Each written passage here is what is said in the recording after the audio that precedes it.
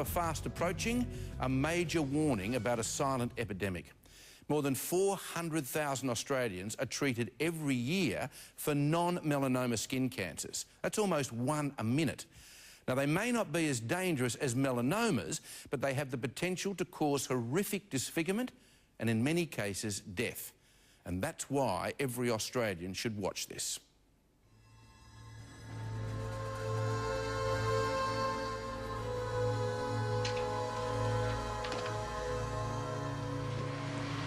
I've spent a career inflicting my rough head on the public.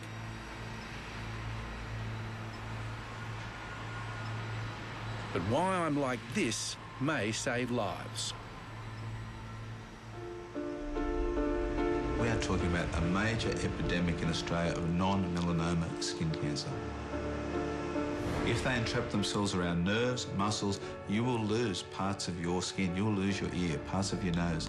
And this is preventable, Mike. It's completely preventable. Skin cancers now affect at least 500,000 Australians of all ages every year. For the past 20 years, I've had 50 pre-cancers just on my face frozen off every year. That's about 1,000 of them. But a few of them burrowed into the skin a lot deeper and became tumours which needed cutting out.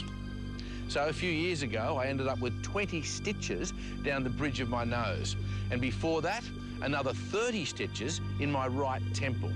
Otherwise, they could have led to serious disfigurement. So more and more people are turning to creams to help try and prevent these tumours. And those creams can save your life, they can stop disfigurement, and they're relatively cheap. But for a little while, you do end up looking like this. 24 hours before, I was on the table. But the damage starts much, much earlier. About 80% of your total life sun exposure, and hence the majority of the damage to your skin, is accumulated in those first 2 decades of life. We never put any cream on or anything like that. It's a wonder more things didn't happen. We thought sun, vitamin D, that's healthy, you know, have a good tan. There was nothing to sit out in the sun for 6 hours and sunbake. Oh, yeah, I'm all red. Oh, I look healthy. Cover yourself in oil. That's it. Tennis star John Newcombe spent a career in the sun. It brought him victories, but in later life, he paid the penalty. Non-melanoma skin cancers.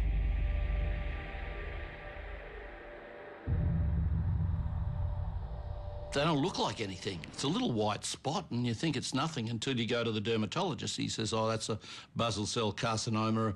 I said, what's that? And he said, well, it's a cancer. I had one cut out here on the side of my nose, and 10 years later, I started getting a little sore. This is just last year. An open wound would come on the side of my nose, and I thought, oh, what's that? In John's case, it was a burrowing type of skin cancer. Late last year, plastic surgeon Dr. John Flood operated on Nuke. The cancer had taken root and was burrowing throughout his face. John was lucky he didn't lose a lot of his nose. Well, yes, John was lucky. In this situation, we managed to be able to preserve the nasal lining, which saved him from having really what we call a full thickness defect, or losing, exactly as you say, his right hemi nose. What happened was this basal cell had come back here and it had grown under here, but you couldn't see it. So what started out as a 30 or 40-minute minor operation turned into something much bigger. Yeah, these things really need to be checked because they can just grow and grow and grow. If you'd done nothing, you could have ended up with a big hole in the side of your face. Yeah, and now I get checked. I get checked every 6 months. I mean, I have been for years. So they sneak up on you. All of a sudden, bang. It starts from nothing. It can be a small scaly patch, a small lump, a small little sore that you think hasn't healed. It might even look like a cold sore, Mike, so it's very subtle. Philip Artemi is one of Australia's leading dermatologists. And thanks to our harsh sun, he's never been busier. We're the #1 country in the world per population for skin cancers. We're talking about a bit over 10,000 people a year diagnosed with melanoma versus about 430,000 people, 2% of the population, diagnosed and treated for non-melanoma skin cancer every year. Most of which are on your face, aren't they? Well, the majority are on sun-exposed skin. Head and neck, ears, lips, forearms, back of the hands, lower legs. We don't want them that big, but if you neglect them, they're that big. And something that big, we're talking serious disfigurement. Well, we're talking surgical treatment almost certainly. We're talking about skin graft repair, and we're talking about significant cosmetic problems in terms of the appearance of the patient. You have no idea how people can be cruel, and I've had some dreadful things said to me. Yeah. I was holding a shirt up in front of me in a shop one day to see whether the colour suited me, and a woman beside me, she said, what would it matter with a face like that, whether it suits you or not? Dawn Johnson is the real-life face of just how much damage non-melanoma skin cancers can cause. How many skin cancers have you had cut out of you over the I've years? lost track. I have You really no don't know? idea. I really have no idea whatsoever. Ballpark, 10, 20, 50? It'd have to be more than 50. Is that right? Yeah. I've been through hell in the last 10 years. Yes, you have. You've been to hell and back, haven't you? I've been to hell and back, but it's worth it to be alive. As a country girl, Dawn grew up under the sun. And despite having dozens of them cut out, nothing prepared her for the first major cancer on her nose 10 years ago. It starts from nothing, or virtually nothing. Little scaly patch, and that's all. So many people don't realise that they think if it's not a melanoma, it's not dangerous. Don't worry about it. I can get it burnt off, I can get it cut out and it's gone.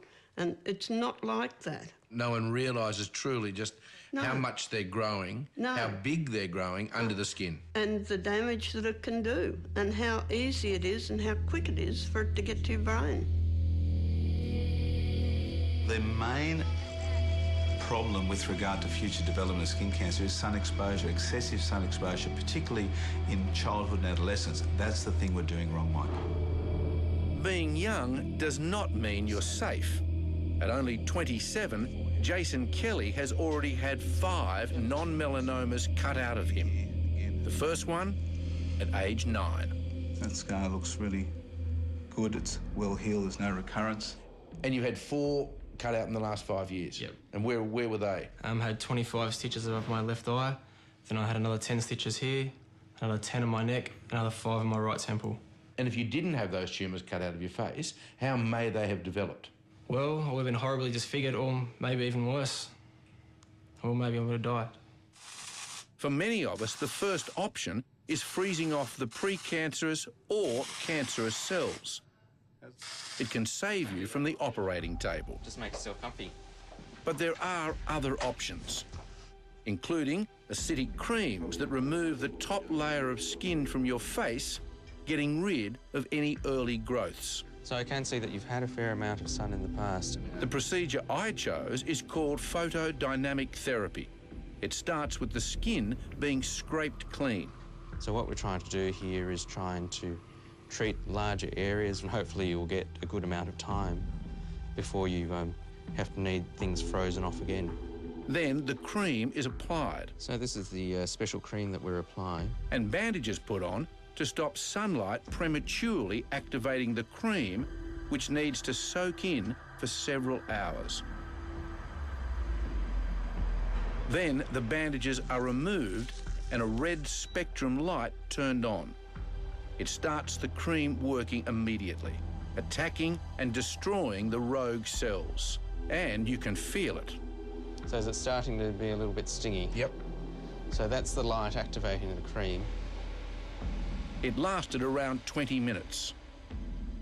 Now that the treatment with the cream and the light is finished, my face feels very hot. It feels as if it's stinging, but not so bad that that you wouldn't have the treatment. It certainly beats going to a dermatologist and having dozens of them frozen off once and twice a year, as I've done for years. It's certainly a simpler, quicker process. Although I'm told, and I haven't looked at myself yet, but I'm told I'm a cross between a raspberry and a tomato. Over the next week or so, My face was filmed as the cream completed its work. You have less risk now of developing the burrowing type of skin cancers. And the end result is less pre-cancers, better texture skin, and a lower risk for you in the future.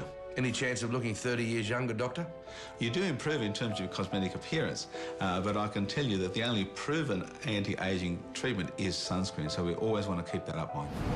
Even if you do have basic skin cancers frozen off or use the creams, there is no guarantee you won't have to undergo surgery like this.